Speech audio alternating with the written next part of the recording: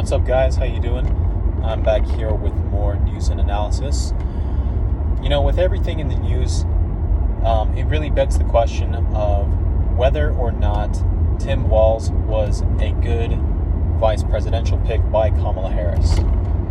We know there were a lot of guys in contention, such as Josh Shapiro, Gretchen Whitmer, J.B. Pritzker, and others.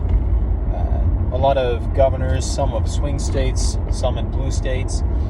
She wound up going with a blue state governor who calls, by his own words, considers himself a progressive, who has most definitely pursued some radical policy there in Minnesota, wildly increasing taxes and the government budget, going full in on the transgender agenda when it comes to kids in the classroom.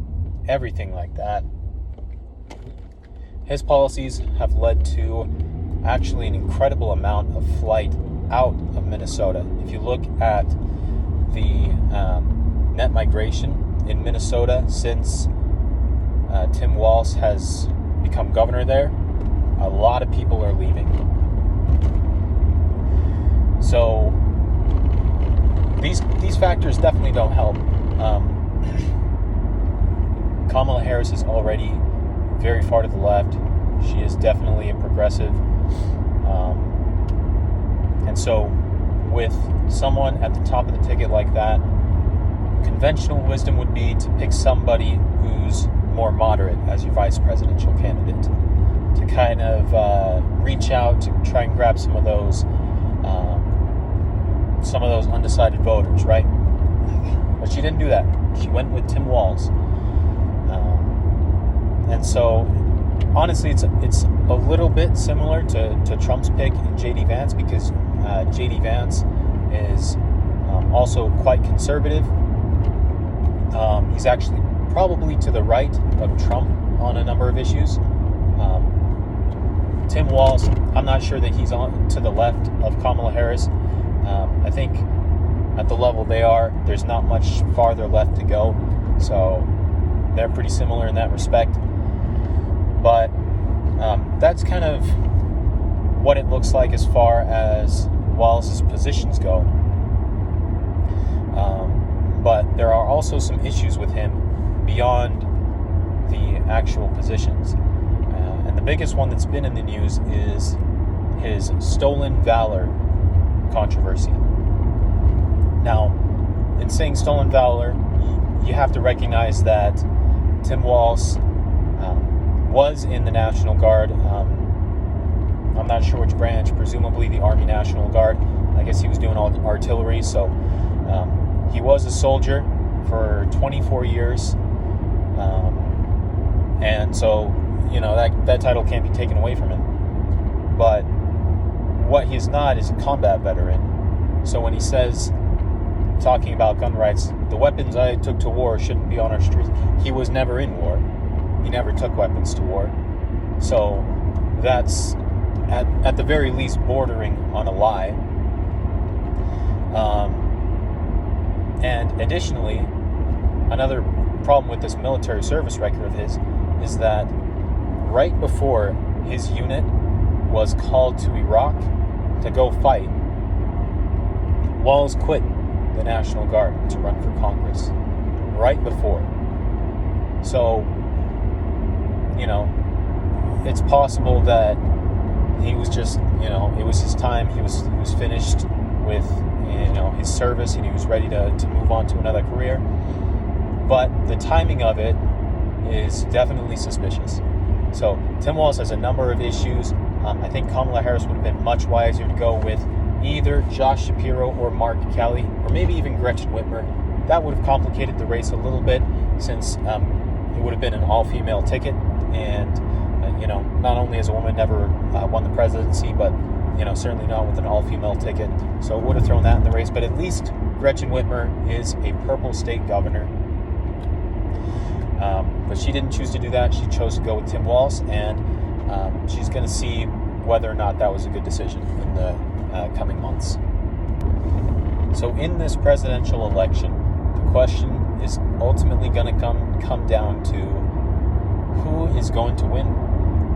And if you watched my video yesterday explaining why I'm voting for Trump, you'll find out that throughout my life, I actually have been disappointed every time that I've followed a presidential election.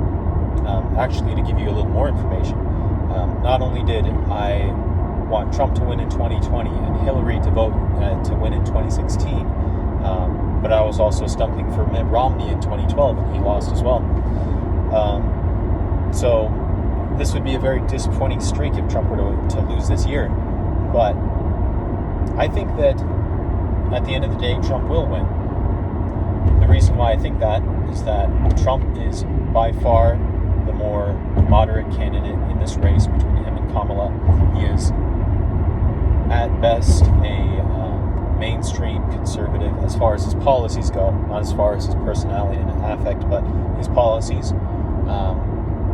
He's pretty much in the mainstream, except for perhaps trade and immigration. A couple of issues, yeah, but also he's to the left of the party on a few issues as well.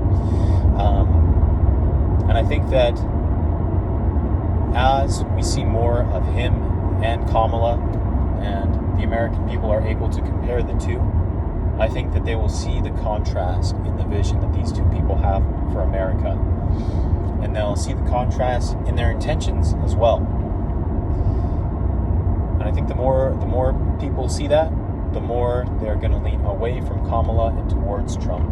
It is going to be a very close election, and every vote is going to matter, especially in those swing states. But also in the states that you think aren't swing states. I mean, Hillary didn't think that Michigan, Wisconsin, and Pennsylvania were swing states in 2016. Trump didn't think that Georgia and Arizona were swing states in 2020, and yet they still lost them. So it's going to take every vote to win this. So make sure you get out there, get registered, register everybody you know, and let's go win it. Another topic regarding the election, I wanted to talk about the media's relationship with Kamala Harris, and I'm talking about the mainstream media. So places like the Washington Post, New York Times, and the newspapers, CNN, MSNBC, countless other platforms. We are nearly 3 weeks into Kamala's candidacy for president since Joe Biden dropped out.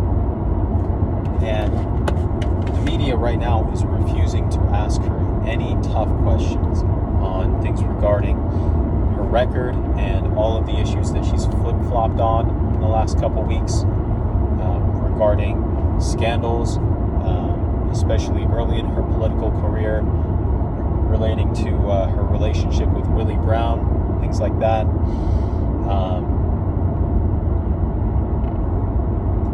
They haven't asked her any questions on her job as vice president and,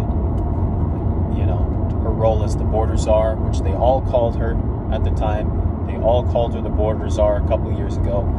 Now they're trying to say that she never was the border czar, but we see through that. So the media is clearly biased towards Kamala. And this should be obvious to anybody who follows politics. The media has long been biased towards Democrats, certainly since I've been following politics, and surely for a long time before that. We cannot count on the media to ask any tough questions of Kamala throughout this entire election cycle.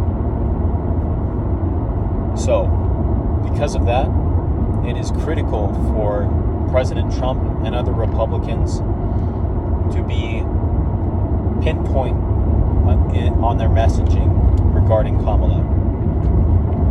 We have to let the American people know about her radical policies, her radical stances on gun confiscation, abortion all the way up till birth, on nationalizing healthcare. We have to make sure that people are aware of these issues, because the media is never going to make them aware. And this too is why you always have to be skeptical of your sources of information, whether it's somebody who appears to be on the right or the left. Everybody has an agenda, And you have to be on top of that, and you have to realize that there's no such thing as an objective journalist. Every person is going to have their own thoughts, their own biases regarding any issue they're talking about. So that's why it's crucial to listen to a variety of sources of information and think for yourself and come to conclusions from there. Okay, I've been talking an awful lot about the 2024 election today, and one of the most important things in a presidential election that can determine the outcome thereof is the presidential debates. This is a long-standing tradition going back at least to Lincoln, probably long before that too. Two candidates meet up in front of the public and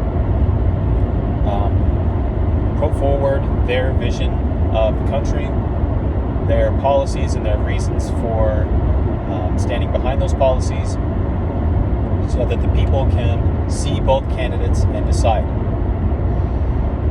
Now, this election season has been very weird for debates because starting off with the primaries, both Presidents Biden and Trump refused to debate any of their primary opponents, even though both actually did have formidable primary challengers. Biden with RFK and even to some extent with some of the other candidates, and Trump, of course, with the likes of Nikki Haley and Ron DeSantis. But neither one of those guys debated anybody in the primaries, and it was looking as if neither of them would end up debating each other in person throughout this entire election. Now, that all changed when President Biden ended up challenging Trump to a debate earlier in the summer. He came out very confident, challenged him to two debates, one to be held in June, the other in September. And he had some interesting conditions for these debates. For example, the mics would be muted in between each candidate's answers.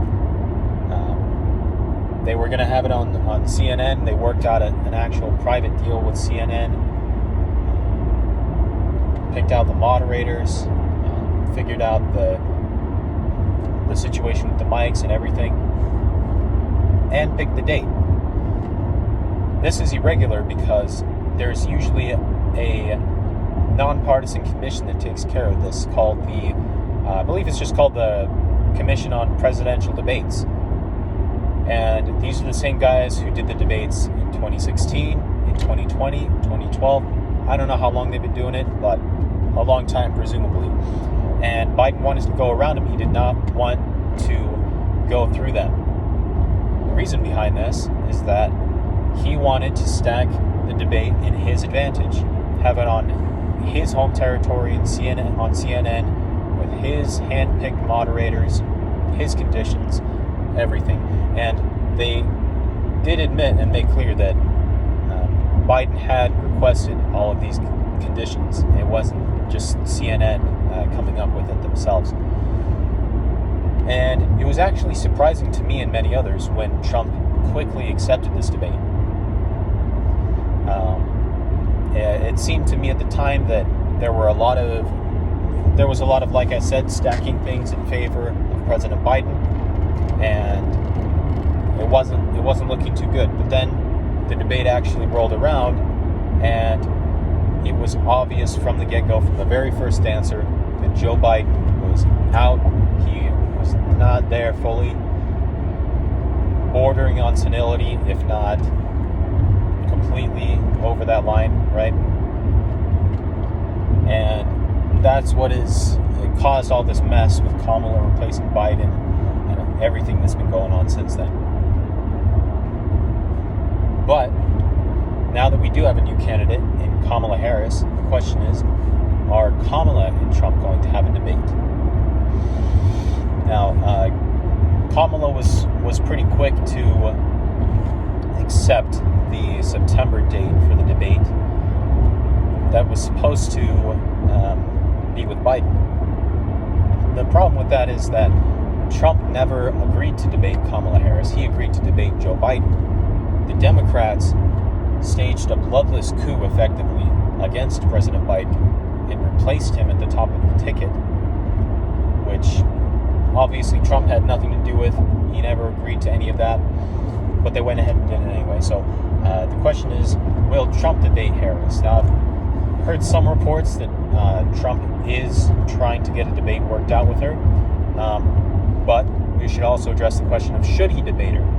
In my opinion, it is absolutely critical that President Trump debates Kamala Harris. Why? Because, first of all, Kamala Harris is terrible off teleprompter. She is so bad. She hasn't, in these past nearly 3 weeks of the debate, she has not gone off the teleprompter. Okay, everything has been pre-scripted. Even, things like her call with Tim Walz to inform him that he was going to be her vice presidential candidate. All of it's scripted, very, very fake, right? So you put her up against Trump, and I think she folds.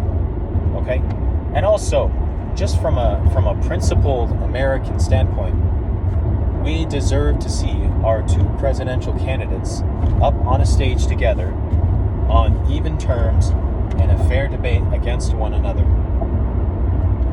We deserve to see each candidate put forward their platform, their vision, their policies, what they want America to be. And we deserve to make a choice based on those presentations and the rebuttals given by the other candidate. It should not be based on, how many celebrity endorsements Kamala can get, or, how much money Trump can raise from Elon Musk or others. It should be based on who has the better vision for America. Who do the people want to see leading this country?